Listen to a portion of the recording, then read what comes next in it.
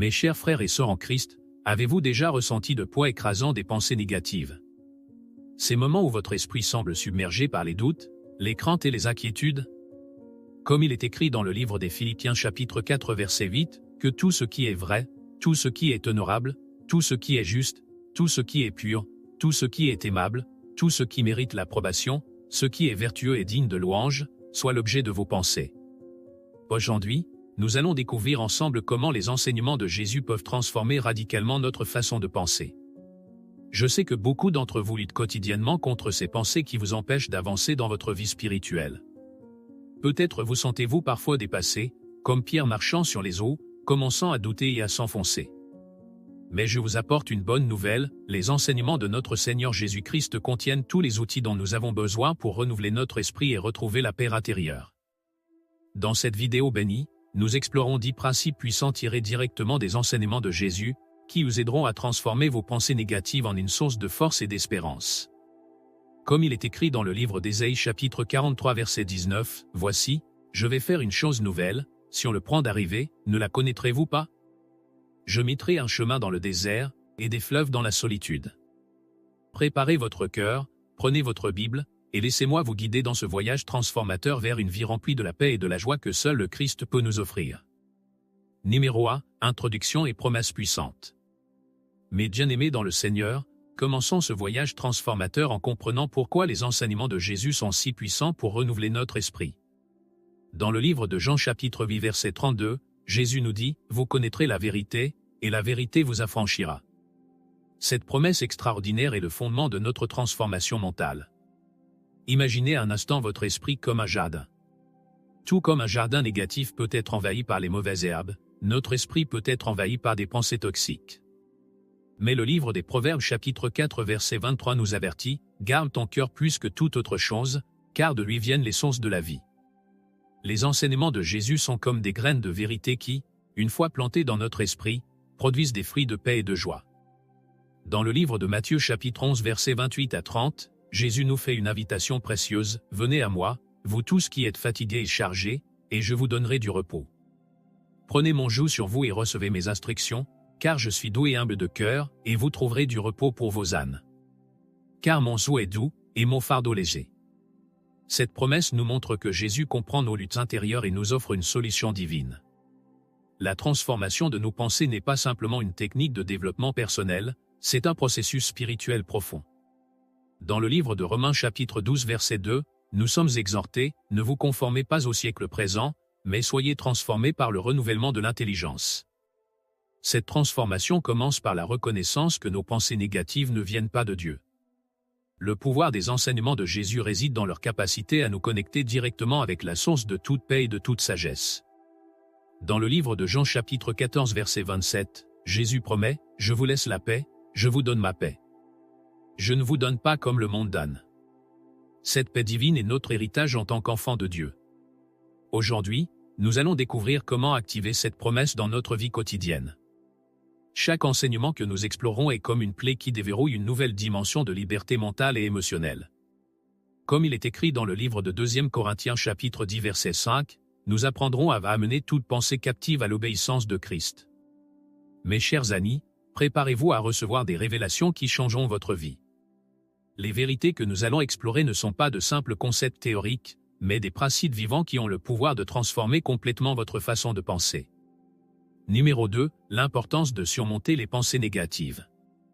Mes frères et sœurs bien-aimés, abordons maintenant un sujet crucial, pourquoi est-il si important de surmonter nos pensées négatives? Dans le livre des Proverbes chapitre 23 verset 7, il est écrit, « Car il est comme les pensées de son âme. » Cette vérité profonde nous révèle que nos pensées façonnent littéralement notre réalité spirituelle. Considérons un moment l'impact des pensées négatives sur notre vie spirituelle. Dans le livre de 1 Pierre chapitre 5 verset 7, nous sommes encouragés à le décharger sur Dieu tous nos soucis, car lui-même prend soin de nous.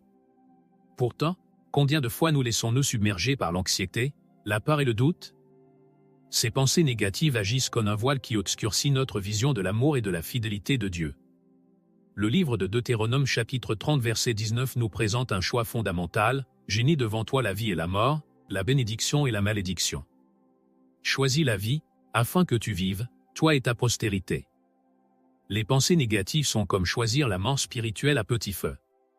Elles nous éloignent de la vie abondante que Jésus est venu nous offrir, comme il est écrit dans le livre de Jean chapitre 10 verset 10. Regardons l'exemple de David dans les psaumes. Dans le psaume 42 verset 5, il s'adresse à lui-même, « Pourquoi t'as battu, mon âme, et génis-tu au-dedans de moi? Espère en Dieu, car je le louerai encore, il est mon salut et mon Dieu. » David nous montre l'importance de confronter activement nos pensées négatives avec la vérité de Dieu. Les pensées négatives affectent non seulement notre relation avec Dieu, mais aussi nos relations avec les autres. Dans le livre de Jacques chapitre 3 verset 16, nous lisons « Car là où il y a un zèle amer et un esprit de dispute, il y a du désordre et toutes sortes de mauvaises actions. » Nos pensées négatives peuvent créer des barrières invisibles dans nos relations et nous empêcher de vivre pleinement l'amour fraternel. Le livre d'Ésaïe chapitre 55 versets 8 et 9 nous rappelle que les pensées de Dieu ne sont pas nos pensées. Lorsque nous permettons aux pensées négatives de dominer notre esprit, nous nous alignons sur une mentalité terrestre plutôt que sur la perspective divine. C'est pourquoi le livre des Philippiens chapitre 2 verset 5 nous exhorte à avoir les sentiments qui étaient en Jésus-Christ. Dans le livre de 2 Timothée chapitre 1 verset 7, nous trouvons cette vérité puissante, car ce n'est pas un esprit de timidité que Dieu nous a donné, mais d'un esprit de force, d'amour et de sagesse. Les pensées négatives nous maintiennent dans la timidité et la peur, alors que Dieu veut nous voir marcher dans la force et la confiance.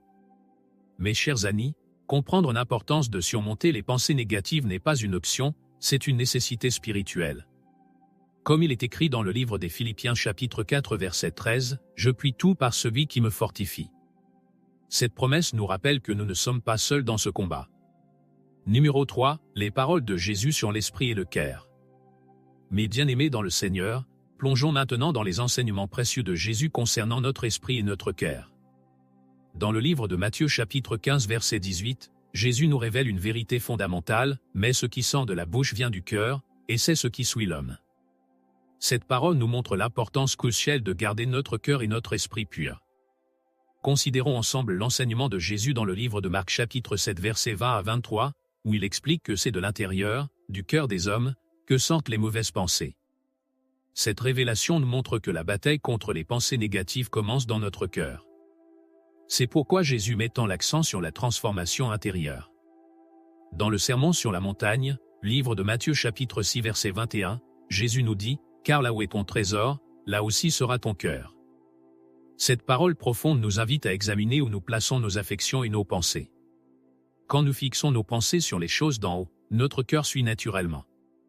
Le Seigneur nous enseigne également dans le livre de Matthieu chapitre 6 verset 34, « Ne vous inquiétez donc pas du lendemain, car le lendemain aura soin de lui-même. À chaque jour suffit sa peine. » Cette instruction nous montre comment gérer l'anxiété et les pensées négatives concernant l'avenir. Jésus nous appelle à vivre dans le présent, en faisant confiance à la providence divine. Dans le livre de Jean chapitre 14 verset 1, Jésus console ses disciples en disant « Que votre cœur ne se trouble point. Croyez en Dieu, et croyez en moi. » Cette parole reste un baume puissant pour nos âmes troublées. Elle nous rappelle que la foi en Dieu est notre meilleure défense contre les pensées négatives.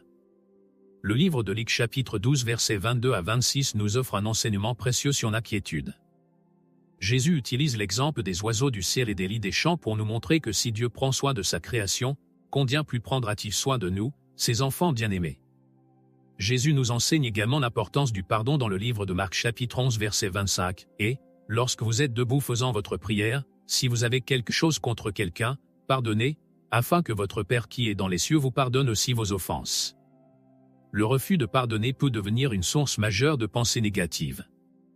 Dans le livre de Jean chapitre 16 verset 33, Jésus nous donne une promesse puissante, « Je vous ai dit ces choses, afin que vous ayez la paix en moi.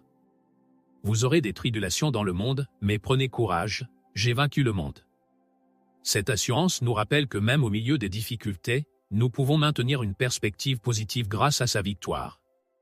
Mes chers amis, les paroles de Jésus sur l'esprit et le cœur ne sont pas de simples suggestions, mais des clés pour notre transformation intérieure. Comme il nous l'enseigne dans le livre de Jean chapitre 15 verset 7, « Si vous demeurez en moi, et que mes paroles demeurent en vous, demandez ce que vous voudrez, et cela vous sera accordé. » Numéro 4, cultiver des pensées positives avec Jésus. Mes chers frères et sœurs en Christ, explorons maintenant comment cultiver des pensées positives en suivant l'exemple de notre Seigneur Jésus. Dans le livre des Philippiens chapitre 4 verset 8, nous trouvons une directive précieuse, que tout ce qui est vrai, tout ce qui est honorable, tout ce qui est juste, tout ce qui est puant, tout ce qui est aimable, tout ce qui mérite l'approbation, ce qui est vertueux et digne de louange, soit l'objet de vos pensées. Jésus nous montre par son exemple comment maintenir des pensées positives même dans les situations les plus difficiles. Dans le livre de Luc chapitre 23 verset 34, alors qu'il était sur la croix, il dit « Père, pardonne-leur, car ils ne savent ce qu'ils font. » Cette attitude extraordinaire nous enseigne comment transformer des pensées de ressentiment en pensées de pardon et d'amour. Dans le livre de Matthieu chapitre 6 versets 25 à 26, Jésus nous invite à observer les oiseaux du ciel, « Regardez les oiseaux du ciel, ils ne sèment ni ne moissonnent, et votre Père céleste les nourrit. » Cette image nous encourage à cultiver des pensées de confiance plutôt que d'anxiété. Si Dieu prend soin des oiseaux, combien plus prendra-t-il soin de nous? Le livre de Jean chapitre 15 verset 11 nous révèle le désir de Jésus pour nous, « Je vous ai dit ces choses, afin que ma joie soit en vous, et que votre joie soit parfaite. » Cette promesse nous rappelle que la joie véritable vient de l'alignement de nos pensées avec celle du Christ. C'est un choix conscient de cultiver la joie plutôt que la négativité. Considérons l'exemple de la tempête apaisée dans le livre de Marc chapitre 4 versets 35 à 40. Pendant que les disciples paniquaient, Jésus dormait paisiblement. Son attitude nous enseigne à maintenir des pensées de paix même au milieu des tempêtes de la vie. Il nous demande « Pourquoi avez-vous peur?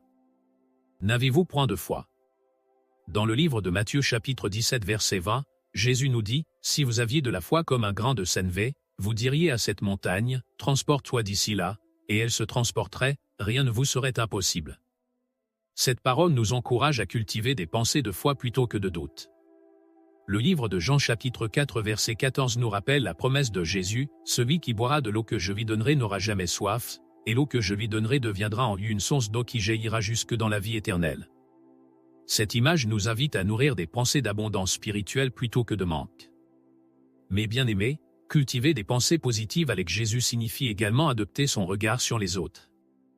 Dans le livre de Matthieu chapitre 7 verset 12, il nous enseigne « Tout ce que vous voulez que les hommes fassent pour vous, faites-le de même pour eux. » Cette règle d'or nous aide à transformer nos pensées négatives envers les autres en pensées d'amour et de bienveillance. Le livre de Jean chapitre 13 verset 34 nous donne le nouveau commandement de Jésus « Aimez-vous les uns les autres, comme je vous ai aimé. » Cette directive nous aide à cultiver des pensées d'amour inconditionnel, même envers ceux qui nous ont blessés. Numéro 5. La prière comme outil contre les pensées négatives. Mes chers amis en Christ, explorons maintenant comment la prière devient notre arme la plus puissante contre les pensées négatives. Dans le livre de Matthieu chapitre 26 verset 41, Jésus nous enseigne « Veillez et priez, afin que vous ne tombiez pas dans la tentation, l'esprit est bien disposé, mais la chair est faible. » Cette parole nous révèle le pouvoir préventif de la prière contre les pensées destructrices. La prière n'est pas simplement une récitation de mots, mais une conversation intime avec notre Père Céleste. Dans le livre de Philippiens chapitre 4 versets 6 et 7, nous trouvons cette promesse extraordinaire, « Ne vous inquiétez de rien, mais en toute chose faites connaître vos besoins à Dieu par des prières et des supplications, avec des actions de grâce. Et la paix de Dieu, qui surpasse toute intelligence, gardera vos cœurs et vos pensées en Jésus-Christ. » Jésus nous montre l'exemple parfait dans le livre de Marc chapitre 1 verset 35, vers le matin, pendant qu'il faisait encore très sombre, il se leva, et sortit pour aller dans un lieu désert, où il pria. Cette habitude de prière matinale nous enseigne l'importance de commencer notre journée en alignant nos pensées avec Dieu avant que les défis quotidiens ne surviennent. Dans le livre de Luc chapitre 18 verset 1er, nous lisons qu'il faut toujours prier, et ne point se relâcher. Cette persévérance dans la prière est essentielle pour maintenir notre esprit focalisé sur les promesses de Dieu plutôt que sur nos circonstances négatives. Comme une encre pour notre âme, la prière nous maintient stable dans la tempête. Le livre de 1er Thessaloniciens chapitre 5 verset 17 nous exhorte à prier sans cesse. Cela signifie maintenir une attitude de prière continue, un dialogue constant avec Dieu qui transforme nos pensées négatives en louanges et en actions de grâce. Chaque pensée anxieuse devient une opportunité de nous tourner vers notre Père Céleste. La prière de gratitude est particulièrement puissante contre les pensées négatives. Dans le livre de Colossiens chapitre 4 verset 2, nous sommes encouragés à persévérer dans la prière, veillant avec action de grâce. Lorsque nous remercions Dieu, même dans les moments difficiles, nos pensées se transforment de la négativité à la reconnaissance. Dans le livre de Jacques chapitre 5 verset 13, nous trouvons cette sagesse pratique. Quelqu'un parmi vous est-il dans la souffrance? Qu'il prie. Quelqu'un est-il dans la joie? Qu'il chante des cantiques. La prière devient ainsi notre réponse naturelle à toutes les situations, transformant notre dialogue intérieur négatif en communion avec Dieu. Mes bien-aimés, la prière n'est pas un dernier recours, mais notre première ligne de défense contre les pensées négatives.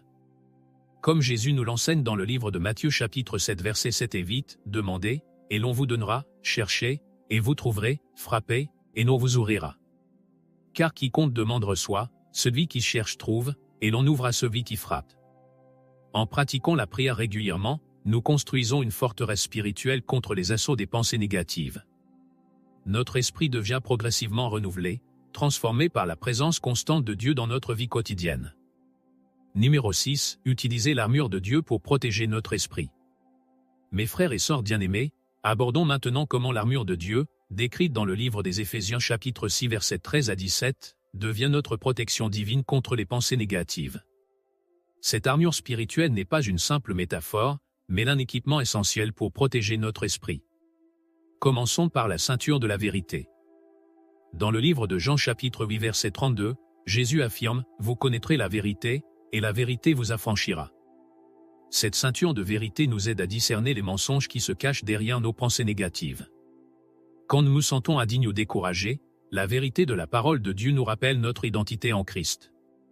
La cuirasse de la justice nous protège le cœur. Dans le livre d'Ésaïe chapitre 54 verset 17, nous lisons « Toute arme forgée contre toi sera sans effet, et toute langue qui s'élèvera en justice contre toi, tu la condamneras. » Cette justice divine nous protège contre les accusations et les pensées d'autocondamnation. Les chaussures du zèle de l'évangile de paix nous permettent d'avancer avec assurance. Dans le livre d'Ésaïe chapitre 52 verset 7, il est écrit « Qu'ils sont beaux sur les montagnes, les pieds de celui qui apporte de bonnes nouvelles, qui publie la paix. » Cette paix divine nous permet de marcher sereinement, même quand nos pensées voudraient nous faire trébucher. Le bouclier de la foi est crucial pour éteindre les traits enflammés du malin. Dans le livre de 1er Pierre chapitre 5 verset 9, nous sommes exhortés à lui de résister avec une foi ferme. Ce bouclier intercepte les pensées de doute, de peur et d'anxiété avant qu'elles ne pénètrent notre esprit. Le casque du salut protège notre pensée. Dans le livre de 1er Thessaloniciens chapitre 5 verset 8, nous lisons « Prenons pour casque l'espérance du salut ». Ce casque nous rappelle constamment notre position en Christ et notre destinée éternelle, nous aidant à maintenir une perspective céleste face aux défis terrestres. L'épée de l'Esprit, qui est la parole de Dieu, est notre arme offensive. Dans le livre des Hébreux chapitre 4 verset 12, il est écrit « Car la parole de Dieu est vivante et efficace, plus tranchante qu'une épée quelconque à deux tranchants. » Avec cette épée, nous pouvons activement combattre les pensées négatives en les confrontant à la vérité biblique. La prière est le lien qui unit toutes ces pièces d'armure. Dans le livre des Éphésiens chapitre 6 verset 18, nous sommes appelés à prier en tout temps par l'Esprit, avec toutes sortes de prières et de supplications. Cette communion constante avec Dieu maintient notre armure spirituelle en place et efficace. Mais bien-aimés, porter l'armure de Dieu n'est pas optionnel dans notre combat contre les pensées négatives. Comme il est écrit dans le livre de 2 Corinthiens chapitre 10 versets 4 et 5, « Car les armes avec lesquelles nous combattons ne sont pas charnelles, mais elles sont puissantes, par la vertu de Dieu, pour renverser des forteresses. » Nous renversons les raisonnements et toute hauteur qui s'élève contre la connaissance de Dieu. Numéro 7. La joie du Seigneur comme source de force. Mes bien-aimés dans le Seigneur, explorons maintenant comment la joie divine devient notre force face aux pensées négatives. Dans le livre de Néhémie chapitre 8 verset 10, nous trouvons cette vérité précieuse, « Ne vous affligez pas, car la joie du Seigneur est votre force. » Cette joie n'est pas une simple émotion passagère, mais une source inépuisable de puissance spirituelle. Jésus lui-même nous parle de cette joie dans le livre de Jean chapitre 15 verset 11, « Je vous ai dit ces choses, afin que ma joie soit en vous, et que votre joie soit parfaite. » Remarquez qu'il parle de sa joie en nous. Cette joie divine est différente du bonheur terrestre, elle persiste même dans les moments d'épreuve. Dans le livre des Psaumes chapitre 16 verset 11, David déclare « Tu me feras connaître le sentier de la vie, il y a d'abondantes joies devant ta face, des délices éternelles à ta droite. » Cette promesse nous rappelle que la vraie joie se trouve dans la présence de Dieu, indépendamment de nos circonstances. La joie devient notre bouclier contre la dépression et le découragement. Dans le livre de Jacques chapitre 1 versets 2 et 3, nous sommes encouragés à regarder comme un sujet de joie complète les diverses épreuves auxquelles vous pouvez être exposés, sachant que l'épreuve de votre foi produit la patience. Cette perspective transforme nos défis en opportunités de croissance. Le livre des Psaumes chapitre 30 verset 12 nous enseigne « Tu as changé mes lamentations en allégresse, tu as délié mon sac, et tu m'as ceint de joie. » Ce verset nous montre comment Dieu peut transformer notre tristesse en joie divine. Cette transformation n'est pas superficielle, mais profonde et durable. Dans le livre d'Ésaïe chapitre 61 verset 3, nous découvrons que Dieu donne l'huile de joie au lieu du deuil, un vêtement de louange au lieu d'un esprit abattu. Cette promesse nous assure que la joie du Seigneur peut remplacer nos pensées les plus sombres par une célébration de sa bonté. Le livre des Psaumes chapitre 97 verset 12 nous exhorte, juste, réjouissez-vous en l'Éternel, et célébrez son saint nom. Cette invitation à la joie n'est pas conditionnelle à nos circonstances, mais basée sur qui est Dieu et sur sa fidélité immuable. La joie du Seigneur nous donne également la force de résister aux pensées anxieuses. Dans le livre de 1 Pierre chapitre 1 verset 8, nous lisons au sujet de Jésus, « Vous l'aimez sans l'avoir vu, vous croyez en lui sans le voir encore, vous réjouissant d'une joie ineffable et glorieuse. » Cette joie transcende notre compréhension humaine et nos circonstances visibles. Mes chers amis, cultiver la joie du Seigneur n'est pas une option, c'est une nécessité spirituelle. Comme il est écrit dans le livre des Philippiens chapitre 4 verset 4, « Réjouissez-vous toujours dans le Seigneur, je le répète, réjouissez-vous. » Cette répétition souligne l'importance cruciale de maintenir notre joie en Christ. Numéro 8, témoignage biblique de transformation. Mes chers frères et sœurs en Christ, plongeons maintenant dans les témoignages inspirants de la Bible qui illustrent la transformation des pensées négatives. Ces histoires nous montrent comment Dieu a agi dans la vie de personnes ordinaires, les aidant à surmonter leurs luttes intérieures. Commençons par l'histoire de David.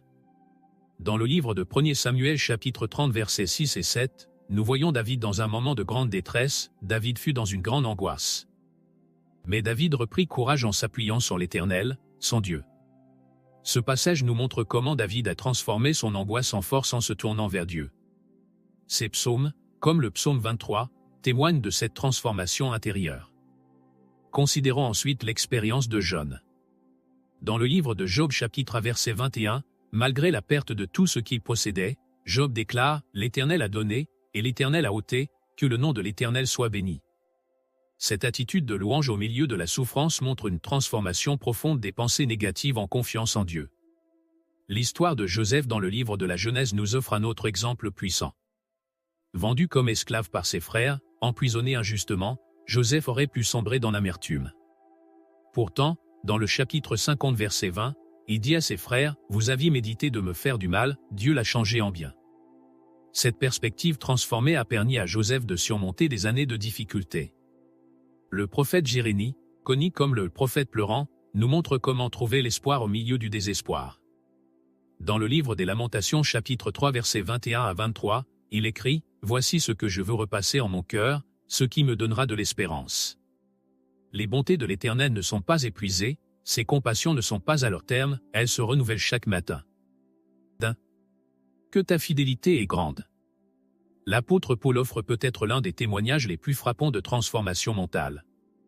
Dans le livre des Philippiens chapitre 3 versets 7 et 8, il écrit « Mais ces choses qui étaient pour moi des gains, je les ai regardées comme une perte, à cause de Christ. Et même je regarde toutes choses comme une perte, à cause de l'excellence de la connaissance de Jésus-Christ mon Seigneur. » Cette métamorphose radicale de ses priorités et de sa perspective a transformé Saul le persécuteur en Paul l'apôtre. Dans le livre de Daniel, nous voyons comment Daniel et ses amis ont maintenu leur intégrité et leur foi face à des pressions énormes. Daniel chapitre 3 nous raconte comment Shadrach, Meshach et Abednego ont refusé d'adorer la statue d'or, déclarant au roi dans le verset 18, « Sache, ô roi, que nous ne servirons pas tes dieux. » Cette fermeté d'esprit face à la mort témoigne d'une transformation profonde de leurs pensées. L'histoire de la femme samaritaine dans le livre de Jean chapitre 4 nous montre comment une rencontre avec Jésus peut transformer une vie entière de honte et de rejet en un témoignage puissant. Après sa conversation avec Jésus, elle devient une évangéliste enthousiaste dans sa ville. Mais bien aimés, ces témoignages bibliques ne sont pas de simples histoires du passé. Comme il est écrit dans le livre des Hébreux chapitre 13 verset 8, Jésus-Christ est le même hier, aujourd'hui, et éternellement. Le même Dieu qui a transformé ses vies peut transformer la nôtre aujourd'hui. Numéro 9, Pratique quotidienne pour garder un esprit positif. Mes chers amis en Christ, explorons maintenant des pratiques concrètes que nous pouvons intégrer dans notre vie quotidienne pour maintenir un esprit positif, fondé sur les enseignements de Jésus et les Écritures. Commençons par la méditation de la parole. Dans le livre de Josué chapitre 1 verset 8, nous lisons « Que ce livre de la loi ne s'éloigne point de ta bouche, médite-le jour et nuit, pour agir fidèlement selon tout ce qui y est écrit, car c'est alors que tu auras du succès dans tes entreprises, c'est alors que tu réussiras. » Consacrez chaque jour un moment pour lire et méditer la Bible. Choisissez un verset qui vous parle et répétez-le tout au long de la journée. La prière régulière est essentielle. Dans le livre de 1 Thessaloniciens chapitre 5 verset 17, nous sommes exhortés à prier sans cesse. Établissez des moments fixes de prière dans votre journée, mais cultivez aussi une attitude de prière continue. Transformez chaque pensée anxieuse en une opportunité de dialogue avec Dieu. Pratiquez la gratitude. Dans le livre des Philippiens chapitre 4 verset 6, il est écrit « Ne vous inquiétez de rien, mais en toute chose faites connaître vos besoins à Dieu par des prières et des supplications, avec des actions de grâce. » Chaque soir, notez 3 choses pour lesquelles vous êtes reconnaissant. Cette attitude réoriente votre esprit vers les bénédictions de Dieu. Entourez-vous de personnes positives. Le livre des Proverbes chapitre 13 verset 20 nous rappelle « Celui qui fréquente les sages devient sage. » Cherchez la compagnie de croyants qui vous encouragent dans votre foi.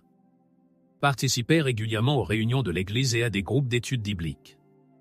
Pratiquez le service et la générosité. Dans le livre des Actes chapitre 20 verset 35, Jésus dit « Il y a plus de bonheur à donner qu'à recevoir. » Cherchez des opportunités de servir les autres. Cela déplace votre focus de vos propres problèmes et apporte une joie profonde. Cultivez la louange. Le livre des Psaumes chapitre 150 verset 6 nous exhorte « Que tout ce qui respire loue l'Éternel. » Commencez votre journée avec des chants de louange. Créez une playlist de musique chrétienne inspirante pour vous accompagner dans vos activités quotidiennes. Pratiquez le pardon. Dans le livre de Marc chapitre 11 verset 25, Jésus enseigne « Et, lorsque vous êtes debout faisant votre prière, si vous avez quelque chose contre quelqu'un, pardonnez, afin que votre Père qui est dans les cieux vous pardonne aussi vos offenses. » Le pardon libère votre esprit du poids de la rancune. Exercez-vous à la confiance en Dieu. Le livre des Proverbes chapitre 3 versets 5 et 6 nous encourage « Confie-toi en l'Éternel de tout ton cœur, et ne t'appuie pas sur ta sagesse, reconnais-le dans toutes tes voies, et il aplanira tes sentiers. » Chaque fois que vous faites face à une décision ou un défi, prenez l'habitude de chercher d'abord la guidance de Dieu. Pratiquez la pensée positive biblique. Dans le livre des Philippiens chapitre 4 verset 8, nous lisons « Au reste, frères, que tout ce qui est vrai, tout ce qui est honorable, tout ce qui est juste, tout ce qui est pur, tout ce qui est aimable, tout ce qui mérite l'approbation, ce qui est vertueux et digne de louange, soit l'objet de vos pensées. » Faites un effort conscient pour diriger vos pensées vers ces choses positives. Enfin, reposez-vous en Dieu. Dans le livre de Matthieu chapitre 11 versets 28 et 29, Jésus nous invite « Venez à moi, vous tous qui êtes fatigués et chargés, et je vous donnerai du repos. Prenez mon joug sur vous et recevez mes instructions, car je suis doux et humble de cœur, et vous trouverez du repos pour vos ânes. » Apprenez à vous reposer dans la présence de Dieu, laissant ses promesses renouveler votre esprit. Mes bien-aimés, ces pratiques ne sont pas de simples exercices, mais des moyens de vivre pleinement la vie abondante que Jésus nous promet dans le livre de Jean chapitre 10 verset 10. Numéro 10, conclusion et accomplissement de la promesse. Mes chers frères et sœurs en Christ, nous arrivons maintenant au terme de notre voyage spirituel à travers les enseignements de Jésus pour vaincre les pensées négatives. Comme nous l'avons vu tout au long de cette exploration, la transformation de notre esprit n'est pas simplement une technique de développement personnel, mais un processus profondément ancré dans notre relation avec Dieu. Rappelons-nous la promesse puissante que nous avons découverte dans le livre des Romains chapitre 12 verset 2, « Ne vous conformez pas au siècle présent, mais soyez transformés par le renouvellement de l'intelligence, afin que vous discerniez quelle est la volonté de Dieu, ce qui est bon, agréable et parfait. » Cette transformation de notre intelligence est le cœur même de notre combat contre les pensées négatives. Nous avons appris que les enseignements de Jésus ne sont pas de simples paroles, mais des clés pour une vie renouvelée. Comme il est écrit dans le livre de Jean chapitre 6 verset 63, « C'est l'esprit qui vivifie, la chair ne sert de rien. » Les paroles que je vous ai dites sont esprit et vie. En appliquant ces enseignements, nous permettons à l'Esprit de Dieu de vivifier notre être intérieur. À travers notre étude, nous avons découvert des outils puissants, la prière comme dialogue constant avec Dieu, la méditation de sa parole comme source de vérité, la gratitude comme antidote à l'anxiété, et la joie du Seigneur comme notre force inébranlable. Chacun de ces éléments contribue à construire une forteresse spirituelle contre les assauts des pensées négatives. Souvenez-vous, mes bien-aimés, que cette transformation n'est pas un événement ponctuel, mais un processus continu. Comme l'apôtre Paul l'écrit dans le livre des Philippiens chapitre 3 verset 12, « Ce n'est pas que j'ai déjà emporté le prix, ou que j'ai déjà atteint la perfection, mais je cours, pour tâcher de le saisir. » Chaque jour est une nouvelle opportunité de renouveler notre esprit en Christ. La promesse que nous avons explorée ensemble trouve son accomplissement dans une vie transformée, une paix qui surpasse toute intelligence, et une joie profonde ancrée en Christ. Comme Jésus nous l'assure dans le livre de Jean chapitre 14 verset 27, « Je vous laisse la paix, je vous donne ma paix. Je ne vous donne pas comme le monde donne. Que votre cœur ne se trouble point, et ne s'alarme point. » Mes chers amis, alors que nous concluons, je vous invite à une prière de consécration. Père Céleste, nous te remercions pour ta parole vivante et efficace. Nous te sommes reconnaissants pour les enseignements de Jésus qui transforment nos vies. Aide-nous, Seigneur, à renouveler quotidiennement notre esprit en t'abandonnant nos pensées. Que ta paix règne dans nos cœurs et que ta joie soit notre force. Au nom de Jésus, nous te demandons de continuer ton œuvre de transformation en nous. Amen. Chers spectateurs, notre voyage ne s'arrête pas ici. La prochaine vidéo qui apparaîtra sur votre écran a été spécialement choisie pour vous. Elle vous guidera plus profondément dans votre marche avec Christ. Cliquez dessus pour continuer à nourrir votre foi et à fortifier votre esprit. Que la grâce de notre Seigneur Jésus-Christ, l'amour de Dieu le Père, et la communion du Saint-Esprit soient avec vous tous. Que Dieu vous bénisse abondamment et vous garde dans sa paix parfaite.